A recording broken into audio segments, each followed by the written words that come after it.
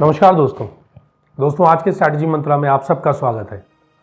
दोस्तों, हिरण्यकश्यप जो असुरों के राजा थे, असुर अपनी शक्तियों का दुरुपयोग करते, सबको, मानव जाति को नुकसान पहुंचाने के लिए अपनी शक्तियों का प्रयोग करते रहते। उधर देवता जो असुरों को ये सब कार्य करने से हमेशा रोकते। जब हिरण्यकश्यप ने देखा कि असुर कमजोर पड़ रहे हैं देवताओं के सामने, तो उन्होंने कहा क्यों ना नई शक्तियों को हासिल करा जाए, कुछ वरदान ऐसे लिए जाएं। तो उन्होंने उसी सोच के साथ ब्रह्मा जी की पूजा तपस्या करना प्रारंभ कर दिया। कठिन तपस्या करी उन्होंने। उनकी तपस्या से कुछ समय बाद ब्रह्मा जी प्रसन्न हो गए, उनके सामने प्रस्तुत हुए, आए और उन्होंने कहा, आप बताएं हिरण्यकश्यप, मैं आपकी पूजा से बहुत प्रसन्न हूँ, आप क्या चाहते हैं, क्या आपकी इस पूजा के पीछे क्या क्या क्या कारण है। हिरण्यकश्यप ने कहा कि मेरे को आप वरदान दें कि मैं अमर हो जाऊं।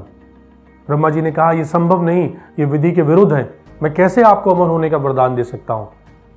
तो हिरण्यकश्यप ने कहा, जब उनको लगा कि ब्रह्मा जी नहीं मान रहे हैं, उनको नहीं ये वरदान दे रहे हैं, तो उन्होंने कहा, युक्ति निकाली कि आप मुझे ऐसा वरदान दें कि आपके द्वारा रचित कोई भी वस्तु, कोई भी मनुष्य मुझे मार ना सके, मेरे प्राण कोई भी अस्त्र शस्त्र ना ले पाए, दिन में, रात में, धरती पे, आकाश में कोई भी किसी भी जगह पे मेरा प्राण ना ले पाए, मनुष्य या जानवर कोई भी मेरे प्राण ना ले पाए।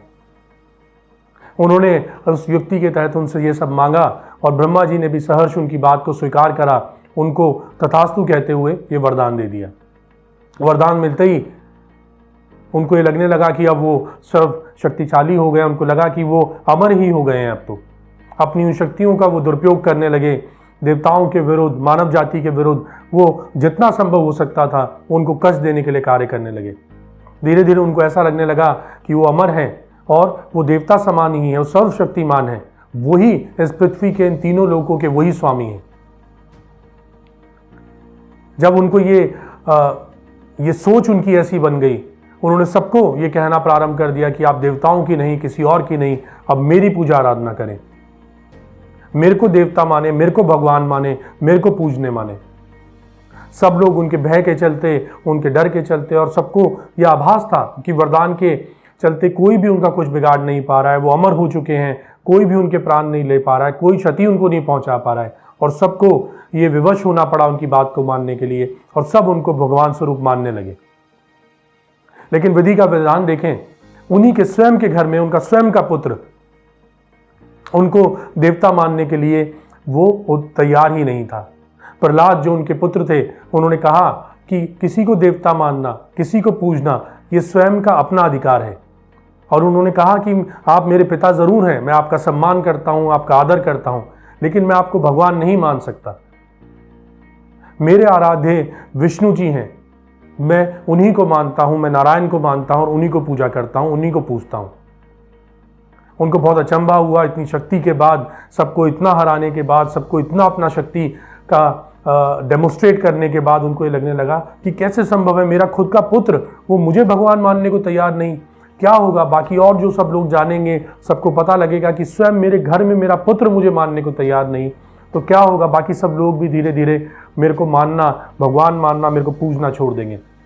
उन्होंने बहुत प्रयास किए उनको समझाने का, वो नहीं माने, तो उन्होंने और प्रयास किए कि कैसे उनके प्राण तक लेने के उन्होंने कई बार प्रयास किए।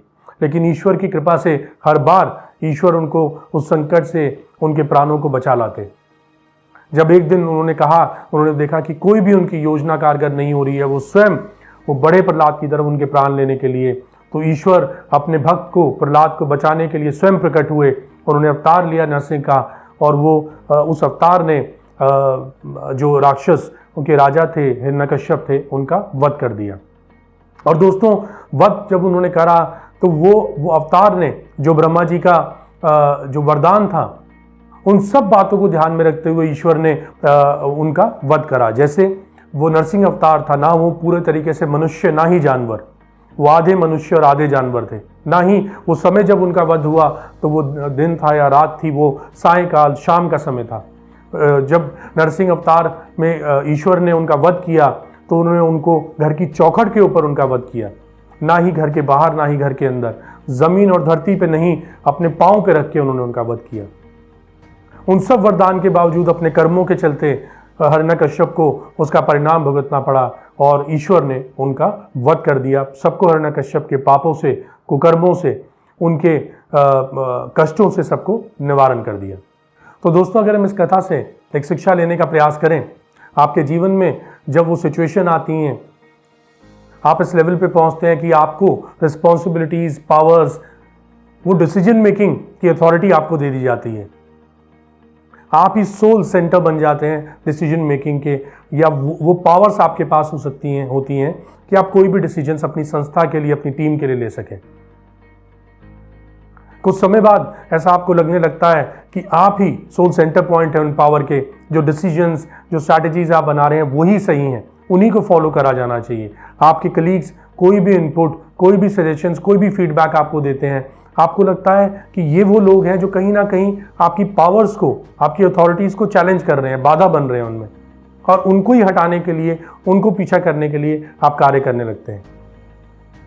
लेकिन आप भूल जाते हैं कि आपको अथॉरिटीज़ और वो पावर देने वाले जो आपके सुपीरियर्स हैं, जो आपके सीनियर्स हैं, वो जब आपको देखते हैं कि आप उनका मिसयूज़ कर रहे हैं और उस लिमिट तक पहुंच जाते हैं, जब वो अनबेरेबल हो जाता है, तो वो सब पावर्स, वो सब रिस्पॉन्सिबिलिटी आपसे ले ली जाती है।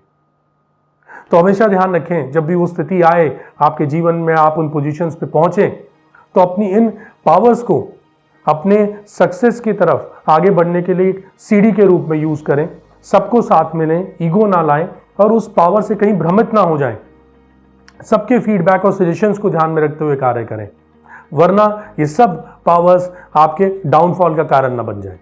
तो दोस्तों, इसी सब संदेश के साथ आज के स्ट्रैटेजी मंत्रा में बस इतना ही।